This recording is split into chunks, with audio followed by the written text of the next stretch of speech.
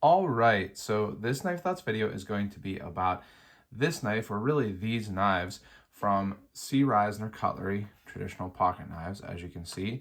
And these are an exclusive QSP Penguin for traditional pocket knives, C. Reisner Cutlery, that Austin from C. Reisner was kind enough to send along. I've gotten to know Austin through the Great Eastern Cutlery Rendezvous and just kind of talking back and forth. And he let me know that these were coming. And I was really excited because I love Jigged titanium. So that's what these are. These are a Jigged titanium exclusive QSP Penguin for traditional pocket knives.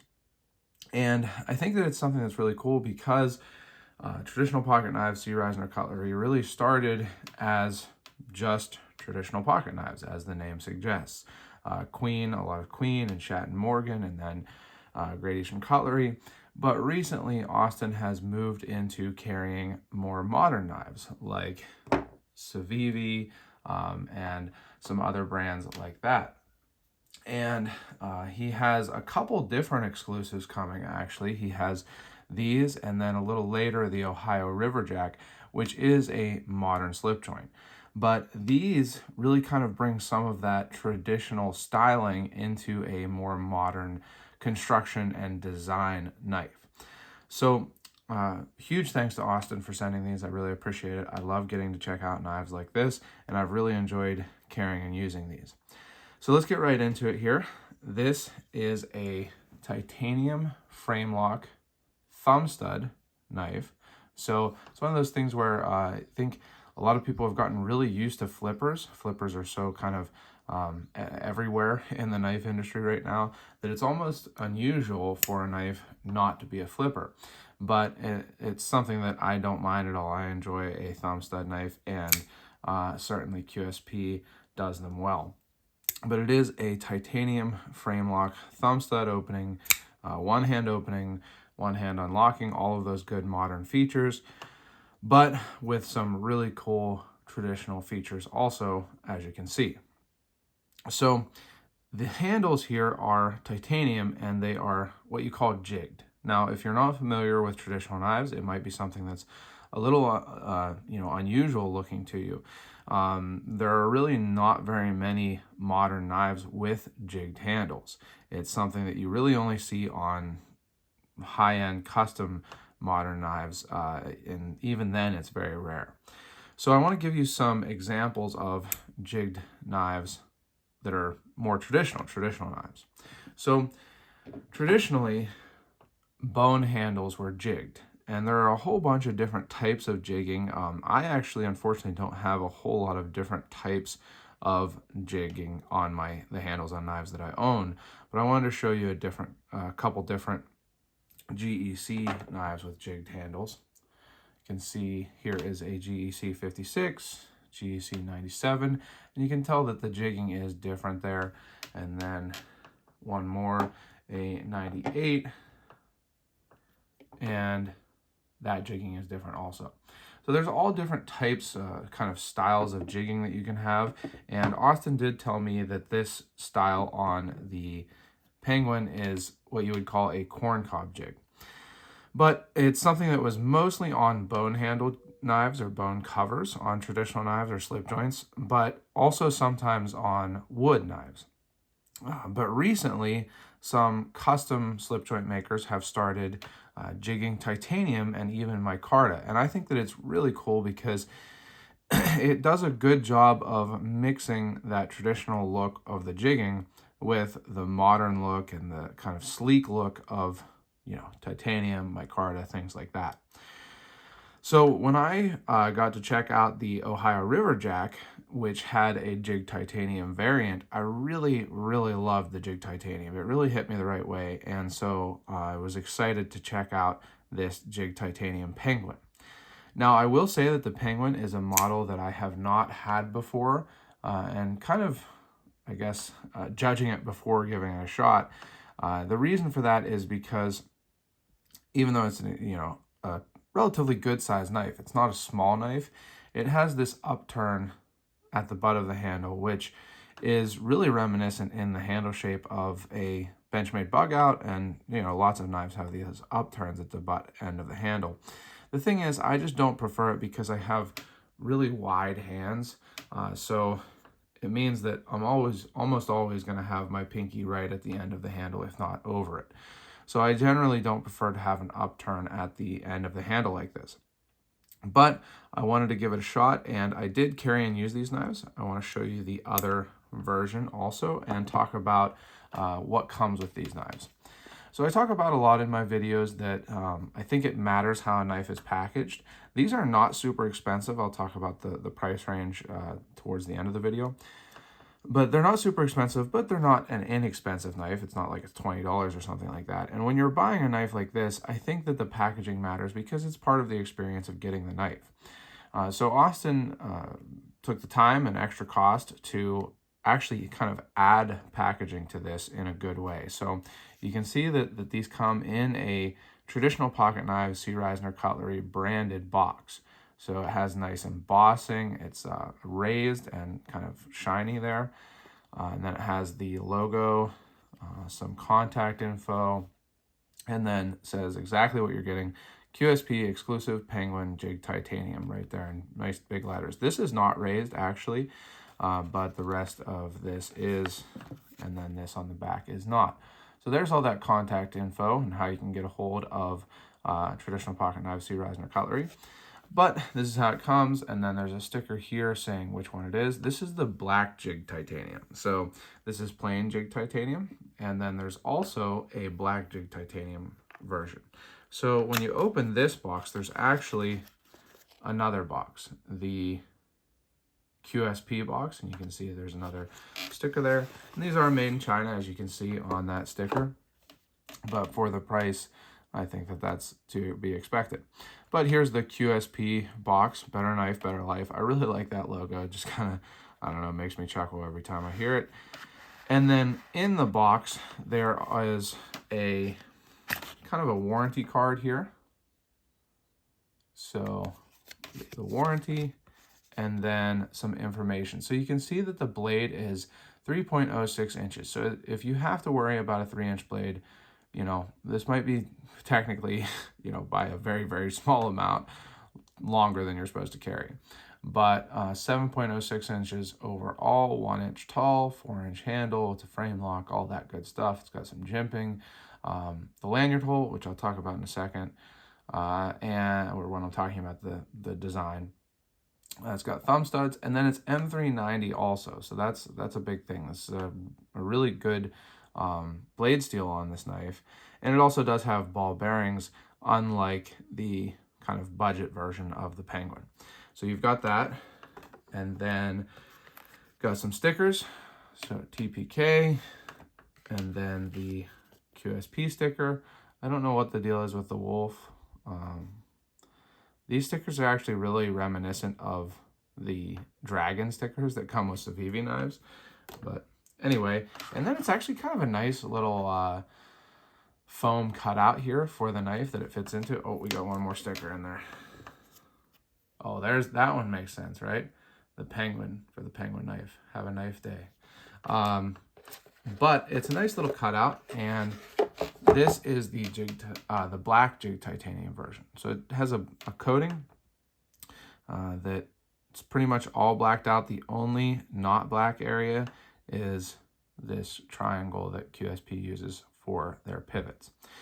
So these are the two versions and how you would get it when you buy one and get it in the mail. And I did carry and use both of these knives to get a good feel for how they work and how they're made and how I like the design. I wanted to carry both because I wanted to see how this coating would hold up, and I did carry and use them about equally. And really the main thing that struck me is that this hump on the handle didn't bother me. So in normal use, when you're holding the knife, I actually more commonly than this kind of grip where I don't know if you think you're gonna be like carving a stick or spear out of a stick or something, but you don't really hold a knife like that often while you're using it, in my use anyway. More often I hold a knife like this, and when I hold a knife like that, it actually kind of lands so that my pinky is within that hump and kind of holds my pinky in there. But if you were using it to cut like this, which is another grip that I use pretty frequently for cutting like cardboard, it didn't bother my hand at all. I felt like my finger kind of sat on top of that hump, and my thumb went onto the jimping, and I never honestly felt that it was uncomfortable in my hand. So I was happily and pleasantly surprised by that. I also found that it cut really well. So I don't think that it's the thinnest ground knife out there. You can see, hopefully, if we can get this to focus. It's not the thinnest ground knife. So, in comparison to maybe some Civivi knives, it's not quite as thinly ground. But it cuts really well. I use this to cut cardboard, open packages, cut food, food prep, do a lot of meal planning and stuff like that. And it worked well for everything that I used it for. And the blade shape is really a sheep foot, and it's a pretty close to traditional sheep foot also. There are a lot of modern knives that claim to have a sheep foot blade that are not really sheep foots. This one is pretty close. Now, I would say maybe it's kind of a sheep foot cleaver or something like that. There's actually a slight curve to the edge here, in my opinion, and I'll see if I can show you that against the box. You can see that it does curve upwards very, very slightly towards the tip. Now, I did sharpen this knife, but I wouldn't have sharpened that much of it. So there is a slight curve, and I'll show you on the other version. Very slight curve up towards the tip. It's less so on this one. But, it's pretty close to a straight edge, and then it has that, curve towards the spine that a sheep foot has. Now, it's a little bit harder of a corner here than a traditional sheep foot might be, but it's pretty close. Either way, it's a very, usable blade shape. You get some usable tip if you did need to, do any kind of piercing, but a good amount of edge, and, you can do pull cuts because of that slight upturn, and definitely push cuts for cutting cardboard and things like that. It worked well. Really no complaints on that. Speaking of sharpening it, it does have M390, and so it is a high-end steel that, to be completely honest, unless I was, purposefully cutting a whole bunch of cardboard, you're not going to, wear out an edge on M390 super quick. But I did cut cardboard, and I was using it for yard work. I was cutting weed eating, and cut some of some grass off of the rotary head or whatever it's called of the weed eater, and really dinged up the edge.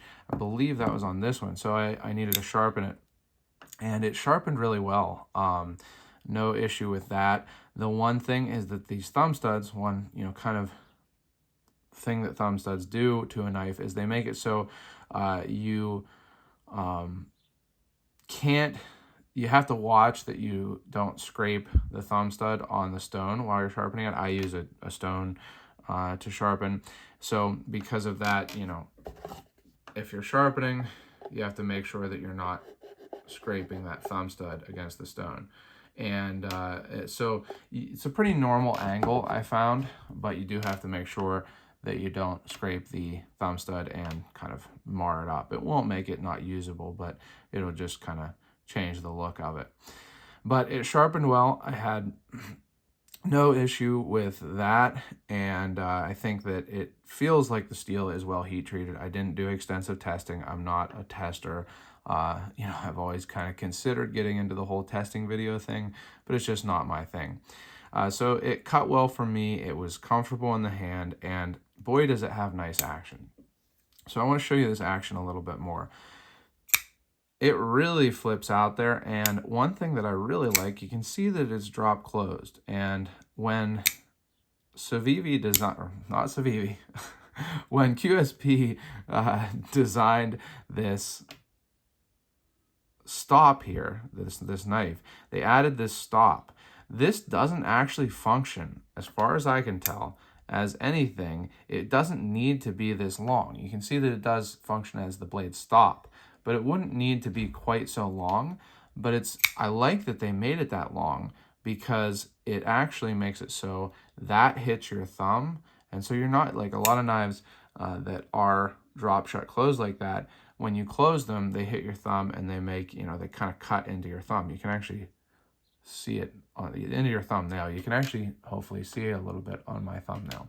And that doesn't happen with this because they have this somewhat extended stop there. Now, how much could they shorten it so that it still works as the blade stop? I think a little bit. So I do think that that's purposeful, and I appreciate that. I think that it's a good part of the design. Now, one thing I mentioned that I would talk about the lanyard hole.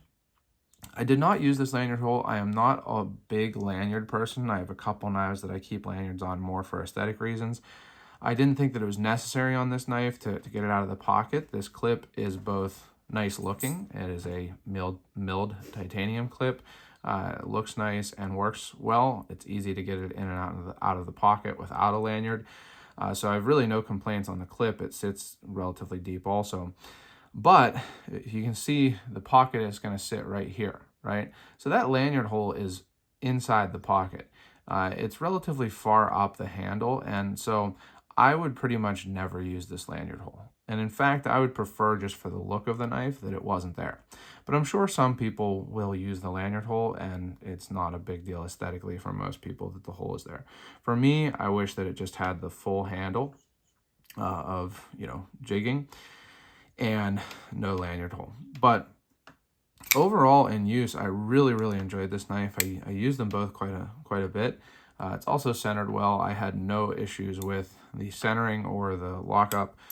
Even unlocked here, there's no side-to-side play, and it locks up well and does have a lock bar insert, so you shouldn't have to worry about blade stick or lock stick. And it has an over travel stop built into that lock bar insert, so you don't have to worry about pushing the lock bar out too far. So locks up well, solid side to side and forward and back. And I had no trouble using it. I enjoyed carrying it. It's relatively slim, even with this kind of tall blade. It's not a huge knife, but not a tiny knife. I think it's a really good EDC size knife. And speaking of that, I want to give you some size comparisons to some well-known knives. Now, a lot of people are familiar with the Penguin, but I figured I might as well show you some comparisons. So there is the Penguin, and then one of the EDC classics, and kind of similar in a way because it also has a milled titanium handle, is the Spyderco Native 5. Very similar in overall length, as you can see. The handles are really, really close in length, and the overall blades are really close in length. But the Penguin actually has a little bit more edge length because it doesn't have that choil. So there is that. Another example, really, really well-liked and newer EDC option, the Civivi Elementum. The Elementum is a little bit smaller, but not a whole lot smaller. Just like a hair shorter in the handle. But again, I want to show you this a little closer up. Because of the bigger sharpening choil, or whatever you want to call this, there's probably just slightly more edge on the Penguin. And then finally, one that I really like, and I think is another, kind of good EDC option, if only a little bit bigger, is the CJRB Feldspar. This is the button lock version, which is an exclusive to White Mountain Knives, but another really good EDC knife. Definitely a little bigger, but another budget knife brand also. So those are some size comparisons. I did also want to show you a GEC 15. This is not a jigged bone handle knife, but it gives you a good size comparison if you're more familiar with GECs. So the Penguin is, again, not a huge knife, not a tiny knife, kind of a good EDC size knife.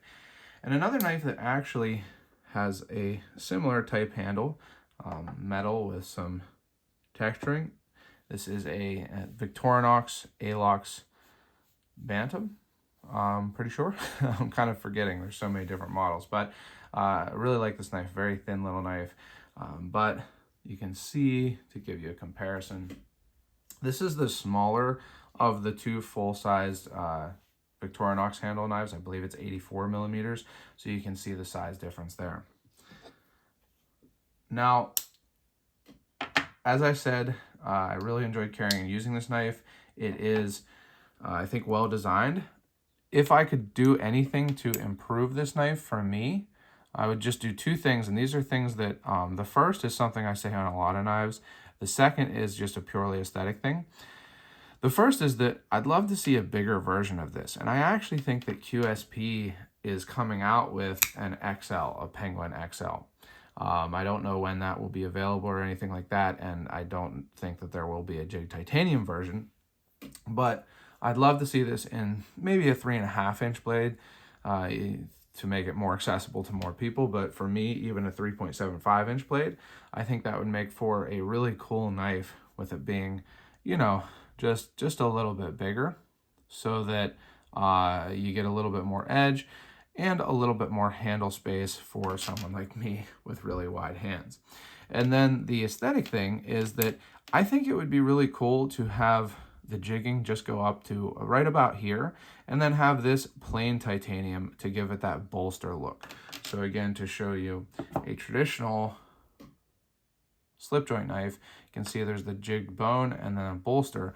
I think it would be really cool to have, you know, that same type look with plain titanium or bead blasted or something like that, up from here, so that it looks like a bolster, and then the jigging below that.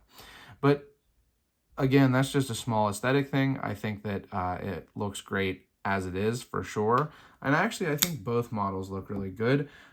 When it comes down to it, I do prefer the plain Jigged titanium. I love the shininess of the titanium and the kind of facet look that it gives when it's in the light. But I think that the jigged, or the coated version is great looking also. It kind of just depends on whether you want your knife to be all blacked out like this or plain metal looking. I've got several knives that are plain metal, so I'll keep this one, and I will have a giveaway of this one, which I'll talk about at the end of the video. But I mentioned that the price was a good price for the value, or offers a great value. So these are coming in at $125, and Austin told me about these a while ago, and for some reason I thought that he said they were going to be a good bit more expensive than that. To me, that seems like a good value. You know, I know a lot of people have a lot of thoughts on things being made in China, and I'm sure if Austin could get these made in the USA for a price that he, you know, thought was competitive, he would like to do that. But it's not a huge deal to me. I think that, you know, a lot of companies in China are making a lot of great knives, QSP included.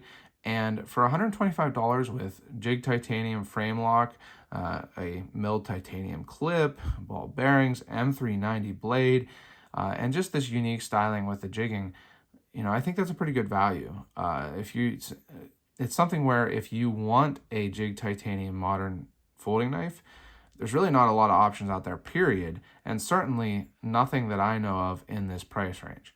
So I think that if it's something you're interested in, you know, you probably aren't going to find a better value anytime soon anyway.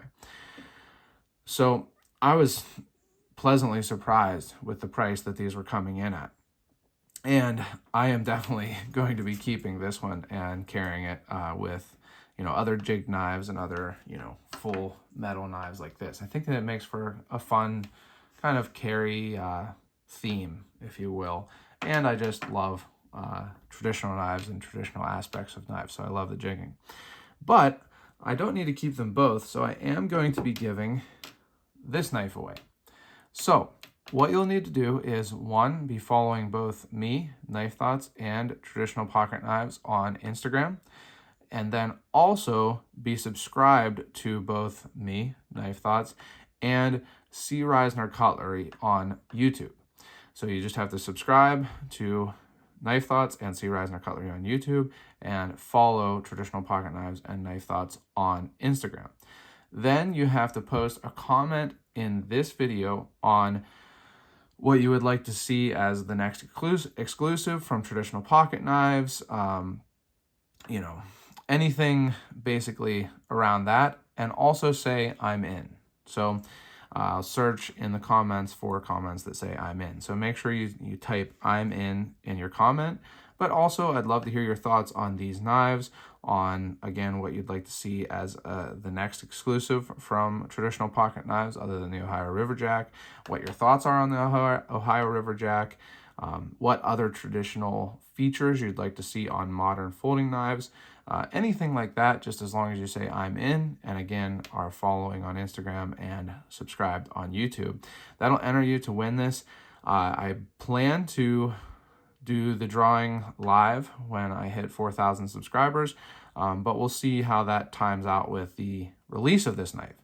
So finally, to get to the release of this knife, these will be released on July 18th of 2022 at 8 p.m. Eastern Time.